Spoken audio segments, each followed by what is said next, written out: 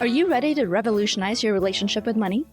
Welcome to the Finding Financial Freedom podcast with the Frugal Physician, where I, Dr. Disha Spath, will be your companion on this exciting adventure. Get ready to conquer debt, build wealth, and embrace a mindful spending lifestyle that will empower you to live life on your own terms. Pearson Ravitz' story begins with Dr. Stephanie Pearson, a passionate OB-GYN at the height of her career. But then, a shoulder injury struck during a precipitous delivery. Her dreams were shattered, leaving her unable to practice medicine. Determined to make a difference, Stephanie became an advocate for her peers, guiding them through the complex disability process. Alongside insurance expert Scott Ravitz, Stephanie founded Pearson Ravitz, a company determined to approach insurance differently. Together, they set their mission to educate and empower physicians to protect their most valuable asset, their income, and the most important people in their life, their family. Today, Pearson Ravitz serves the medical community in all 50 states. At Pearson Ravitz, they understand the unique concerns of physicians. Physician-founded and physician-focused, Pearson Ravitz builds human connections before they create quotes. Life can change in an instant. It's hard to imagine that a sudden illness or injury could leave you and your family in a devastating financial situation. But with a little planning and guidance, you can prepare for every possibility.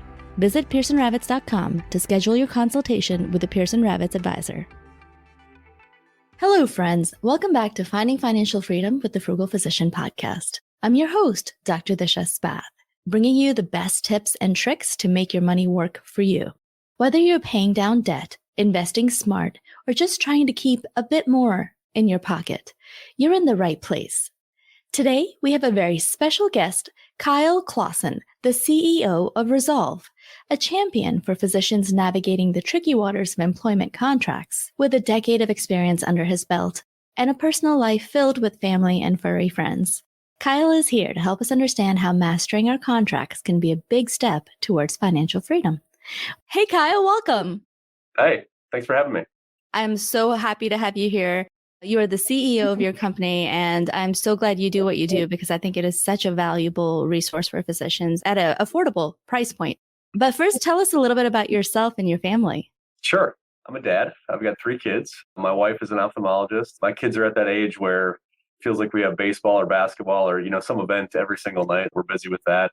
And during the day, we get to specialize and focus on helping physicians, maximize their contract value and protect them from contract risk. Wow. So your wife is an ophthalmologist. Does she have her own practice or does she work for someone else? She works for a health system. Did you help her with her contract? I did. Yeah. One of the perks. Yeah, absolutely. And how old are your kids? 12, 9, and 6. Okay, awesome. Yeah, definitely activity time. You have to still drive them around. Your intro mentioned something about furry friends, so I want to hear more about that. Yeah, I know. I have one dog, so only one furry friend. He's like a 100-pound Bernedoodle, and he's a lot of fun. No way. I have a Bernedoodle too. Do you really? Yeah. Yeah, she's right here. How old is yours? 3 years. Okay. Yeah. Well, ours, she just turned 1. Okay. She's like the sweetest dog I've ever had. They're great dogs. Yeah. Yeah. They're so great. I'm very, very blessed to have her for sure. She's sleeping and quiet right now. Hopefully she stays quiet. Yeah. Well, let's dive into some contract review questions. I know our listeners are probably very eager to hear about contracts right now, especially with the recent FTC ruling.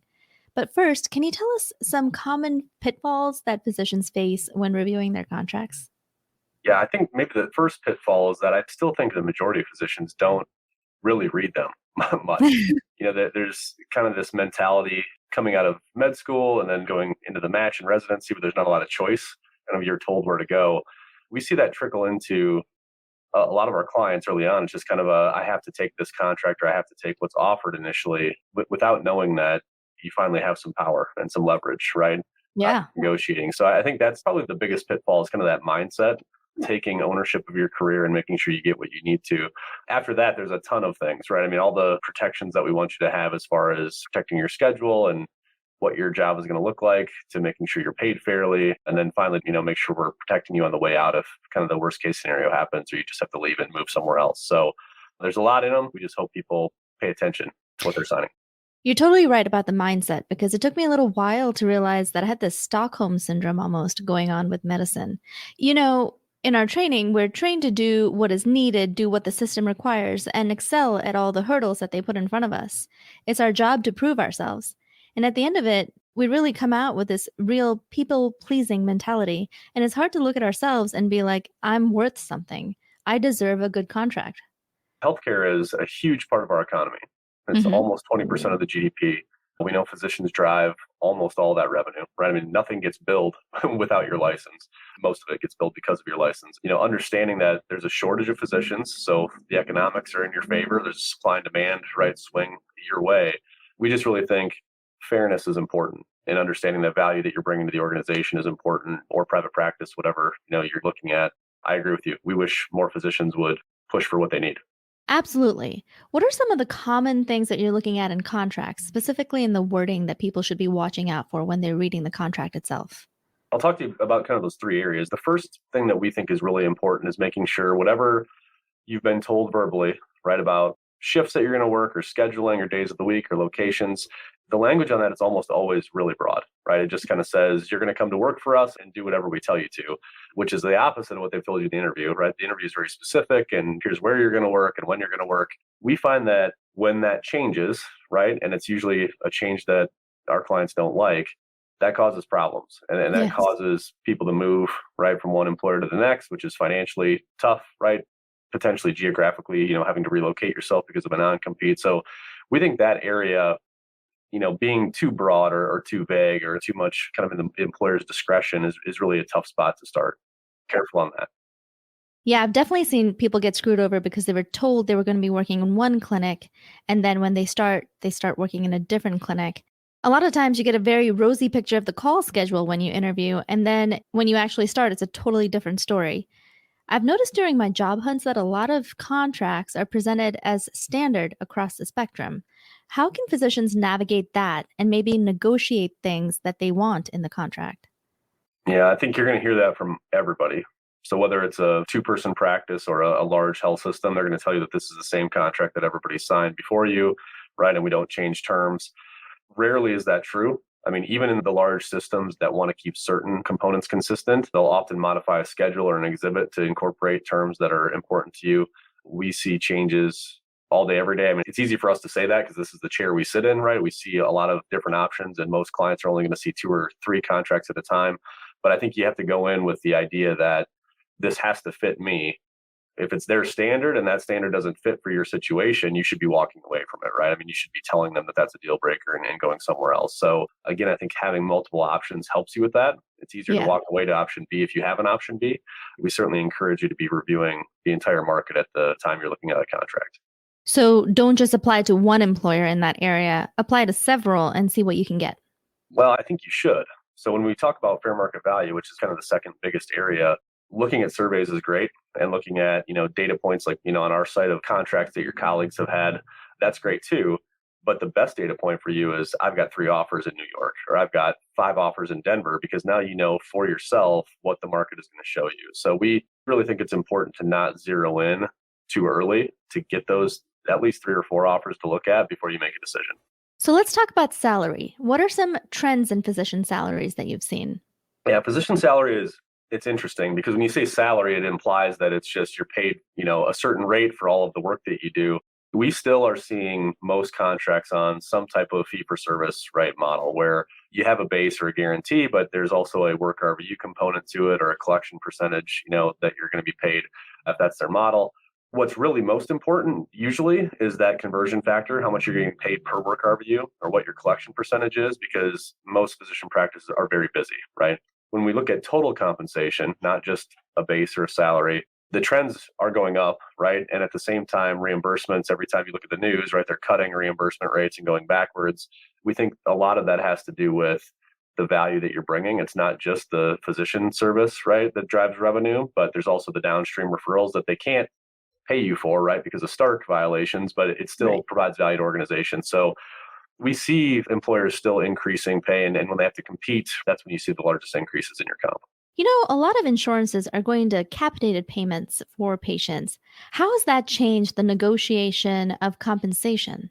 It hasn't really yet. I mean, so when you look by and large, whether it's a capitated model or there's been a lot of, quality discussions over the last 5 years. We want to pay for quality.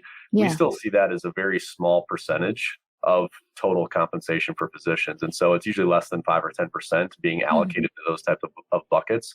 If you're on a capitated model, sometimes less focus on production, right? Because you're just seeing the whole panel. So I think it depends on the situation, but for where we sit, it's not having a huge impact yet.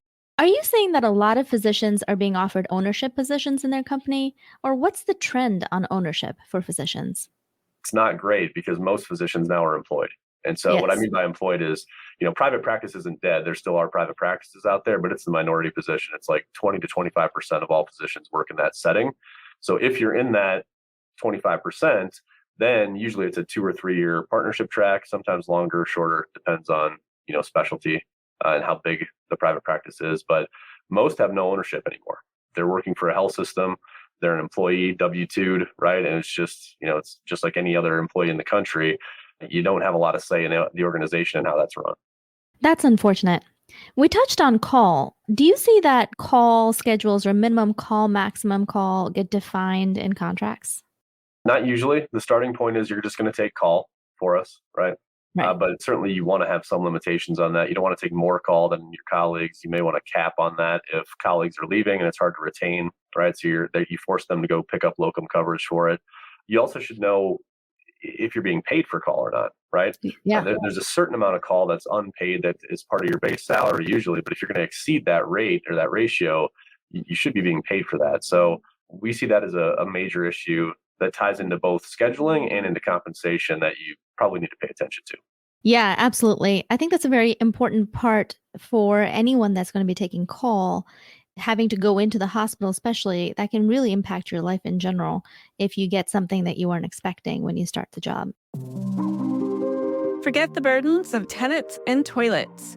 Equity Multiple simplifies your investment journey, letting you invest passively in vetted, professionally managed commercial real estate. Only 5% of reviewed investments reach Equity Multiple's platform, with our asset management working on each from funding through exit to maximize your returns. Whether you're on the couch in your exec chair or the backseat of a ride share, Equity Multiple brings cash-flowing real estate investments straight to your fingertips. All investments involve risk. Visit equitymultiple.com to learn more. So let's talk about malpractice. What are some important topics in malpractice insurance that we need to be paying attention to in our contracts? Malpractice is obviously important while you're with your employer, right? You want to have coverage if a patient sues you, if there was a mistake. Generally, it'll lay out the terms, right, of the limits of coverage, 1 million, 3 million type of thing. What you need to be paying attention to from a language standpoint, though, is whether it's a claims-made policy or an occurrence-based policy. And the reason that matters is because if you leave, which most physicians will at some point, you need to know who picks up the cost for tail, right? And if tail's even needed. So if you have an occurrence-based policy, it's almost prepaid, right? That's how I like to think about it. You don't need to pick up tail after the fact because they've already done that. If you're on a claims-made policy, though, somebody has to have a tail coverage cost being allocated to them. And if it's not defined by the contract, that means it's yours, right? You're going to be the one that pays for it. This matters more for some specialties than others. Primary care may be less expensive. If you talk about like OB, these are 6-figure numbers we're talking about. So tail can be $100,000 plus, and you don't want to miss that value point in the contract. Your next employer is not going to want to pick up an extra $100,000 of coverage. They're going to allocate it to you. It's almost more important than a signing bonus. If you think about where you're going to allocate value, planning your exit certainly is important. Speaking of exits, the FTC just ruled non-competes illegal. There's a lot of talk about that. There are already court challenges. Tell us about non-competes and how the recent FTC ruling changes that atmosphere. Yeah, it's been a busy week for that. The FTC ruling came out earlier this week, but as of today, non-competes are still allowed. So the ruling doesn't become effective until 120 days, but there's also legal challenges happening, which are probably going to slow that release. So for anybody listening to this that's a physician, don't think your non-compete is void and you can just walk across the street. It's not there yet. So my advice is continue to negotiate them, push on them as hard as you can in the contract. If you're not familiar with what a non-compete does or how it's structured, usually these are set up to say you can't practice medicine for 2 years within 10 miles. That's an example. If the contract ends, that radius or that mileage gets a lot bigger, the more rural you get or more, less densely populated is probably the best way to say it. Time periods are usually between 1 and 3 years, not usually in excess of that. So we think those are a major problem. They really reduce leverage. They reduce negotiation power. If you're looking at a contract, please don't miss that. Try to drive that down or remove it if you can. Absolutely. I've personally just said I'm not signing non-competes again because there's already muddy water, especially with this FTC ruling. I think most people would agree that it's bad for communities, for doctors to have to leave their entire patient population in order to pursue a better life, better compensation, or whatever. So I think it does give us some negotiating power, at least, to have this FTC ruling. Even if it doesn't stand, you can say no easier. But if you already have one in place, it's still applicable to you. It'll be interesting to see how that plays out in the next few months. Especially if you're in contract, right? I mean, that's the biggest issue. If you're signing a new contract, absolutely try to get rid of it, negotiate it, don't sign it. If you've already signed one, that's where the gray area is. And we've already seen employers email some of our clients saying, we're a nonprofit, we don't think this applies to us, and so we're not releasing you from your non-competes. And so they're very defensive about it already. And so I just think you need to continue to monitor that and pay attention to it. Tell us about nonprofits and why they were fully excluded from this FTC ruling. The FTC has certain authority, right? Their authority is over for-profit entities. So just by and large, the FTC doesn't regulate nonprofits. What's interesting is that physician space and healthcare specifically was heavily considered in the rule. There's like 150 plus references to physicians and healthcare. So they definitely thought about this. And they actually mentioned that some percentage of the 58% of hospitals that are nonprofit, right, in quotes, will be treated as for-profit for this rule because they act and feel like a for-profit entity, even though they file taxes as a 501c3. That's good news, I think, right? But it's also muddy water because we don't know which of those 58% are they're going to treat that way. Again, it's one of those things we have to just pay attention to. What are some surprising contract clauses that you've come across? Can you give us some examples? One of the most surprising was a blatant Stark violation, right? So when we talk about Stark, you're not supposed to pay for referrals. Yes. And there's huge penalties on this if it happens. And you can see tons of news articles on health systems that have been in violation, the $1 million penalties that come in. But sometimes small practices don't realize exactly what they're doing in their contracts. And so we've had some clients where we just flat out say, you can't sign this, right? It's a clear violation. They're paying you for referrals to a surgery center or referrals to a cath lab or whatever it is. That's always surprising. The other thing that was really surprising is we saw a contract that got sent to us, I think by accident before they edited it. And in the footer, it was titled female physician contract. So they had a internal system that was set up for females and males. And obviously that's a huge problem. Those two, you look at it and you just go, I don't know how we got here, but that was a mistake, right, on somebody's end. Oh, that really makes my blood boil. You know, there's so many people out there that'll be like, no, female physicians are not treated any differently than any other physician in our system. Yet you come across stories like this. And in my personal experience, my friends' experiences, we've all had experiences like this where it's clear in our conversations with our colleagues that we weren't offered the same thing they were with the same background and training. Anyway, that's a topic for another day. Let's talk about early career physicians. What are some things or surprising things that you found in contracts for that first contract that a recent graduate gets offered? I think the compensation being extremely low is what most organizations try to get away with young physicians, because the jump from what you're paid in residency to what you're going to make as an attending or somebody out in private practice is dramatic, right? It doesn't matter where they hit the scale. It's going to be a pretty big pay increase, right? And so we just find that people that are early in their career don't understand how much they're going to make, right? Or how much revenue they're going to drive.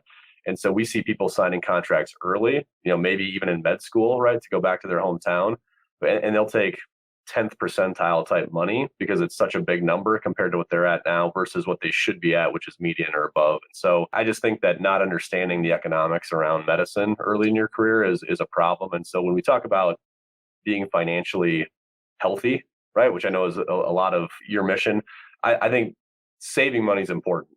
But I think as important is earning what you should. And I think, if you're off by 10 or 20% on your compensation over your career, that's probably going to be more impactful than saving 10% on your costs. just because of the numbers are so big. So I think for early career physicians, you have to know the data, you have to know the market. Oh, totally. Income minus expenses is your delta, right? That you get to build your freedom with. So absolutely, both are incredibly important.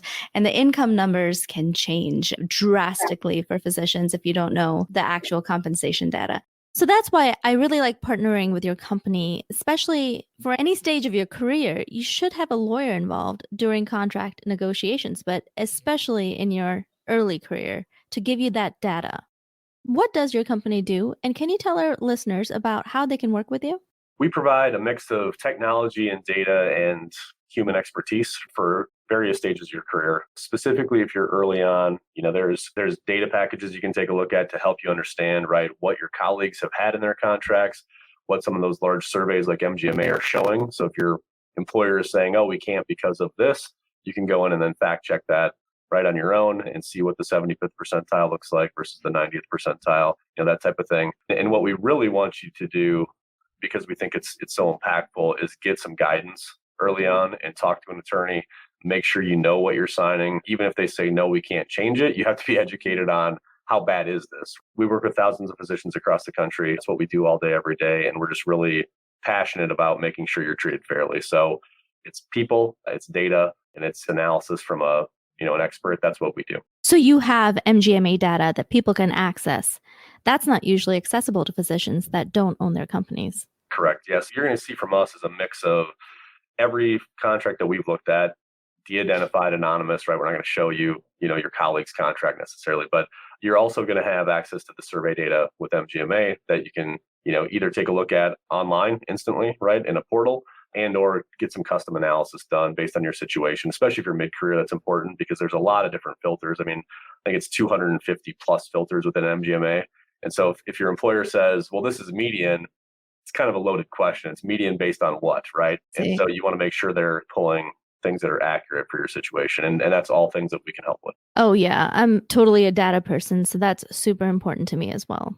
I know my audience is very cost conscious, so can you tell us how much your services cost, ballpark?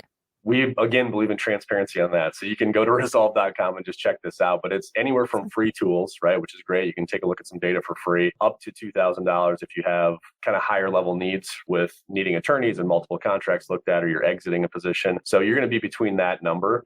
And there's also, I think, a discount that we're able to provide to your members. So we love that. That is part of that.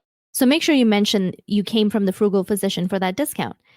Could you share a personal story with us, Kyle, where you felt particularly satisfied with how you helped a physician achieve a better contract scenario?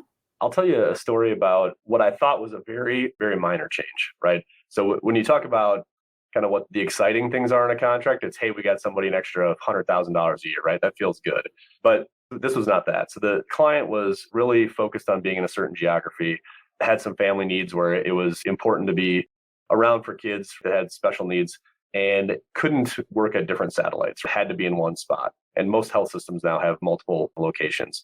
We put a small edit in about mutual consent on future locations. And it's not a sexy edition, right? It doesn't feel like it's a great edit. This client came up to us at one of the national conventions in person and was just so thankful for that, because 6 months after he signed the contract, admin came in and said, oh, 2 days of the week, we're going to have you over here, like an hour away. And he said, no, I don't think you can do that, right? Here's my contract. Well, they looked at it. They were fairly upset, right, that they accepted that edit. And he then had the authority to say, no, I can stay here. I can, do all the things with my kids that I need to and be available for them. That for me is the reason you review your contract. It's the reason the small edits matter. Getting more money is important, but really making sure your lifestyle fits the contract is also really top, kind of importance for us. That's really so important. I've heard of that happening across the board. What about side gigs? A lot of physicians have side gigs now. Is there any particular language we need to watch out for or ask for in order to make sure our side gig income is our income and not the system's? So most contracts start out saying you're not allowed to do side gigs. So if that's important to you, you're going to have to carve that out. There's also going to be a question on if you're allowed to do that, who keeps the revenue? If you're generating intellectual property as part of it, who has ownership of the IP? And so if you're interested in side gigs, which a lot of physicians are now, you've got to pay attention to that exclusive language or the outside activities language is how it's framed up, and make sure that either one, the activities you're doing are approved, and or you're just always allowed to do those things, provided it's not competitive or doesn't interfere, right? I mean, there's some legitimate reasons to have those in. But by and large, if you're doing it on the weekend without their time, without their resources, that they shouldn't have an interest in it. Nice. Okay. Yeah, that was something I was surprised to learn about after I started my side gig. So thanks for elucidating on that. Is there anything else you'd like to share with our audience today? I just think be empowered. I mean, you're here, if you're listening to this, right, you're probably interested in the topic. Make sure you're educating yourself. Make sure you're getting access to the tools and the people that you need. And don't feel like you have to sign the standard contract. I think the more people that start to push back on this, the better. Pay attention to the FTC stuff, and you should be doing just fine. Thank you, Kyle. I really appreciate your time. Can you please remind our listeners where they can find you if they want more information? Yeah, it's just resolve.com. You can go check out the website. All the pricing, is there. Our services are listed out there. So if you have any questions, use the chat and let us know. That was a great chat, Kyle. Thank you for sharing your expertise and helping our community step up their contract game. Listeners, we want to hear from you. What's your biggest concern when it comes to employment contracts? Tweet us your thoughts or drop a comment on our Facebook page. Now, a final word from our sponsor. At Pearson Rabbits, they understand that life can change in an instant. It's hard to imagine that a sudden illness, injury, or catastrophic event could put you and your family in a devastating financial situation. Physician-founded and physician-focused, Pearson Rabbits builds human connections before they create quotes. Visit www.pearsonrabbits.com today and embark on your journey to safeguarding your future. The content shared on this podcast should not be taken as individualized financial advice. We are here to share our knowledge and experiences, but it is crucial to consult with professionals such as accountants, financial advisors, or attorneys who can provide personalized guidance based on your specific needs.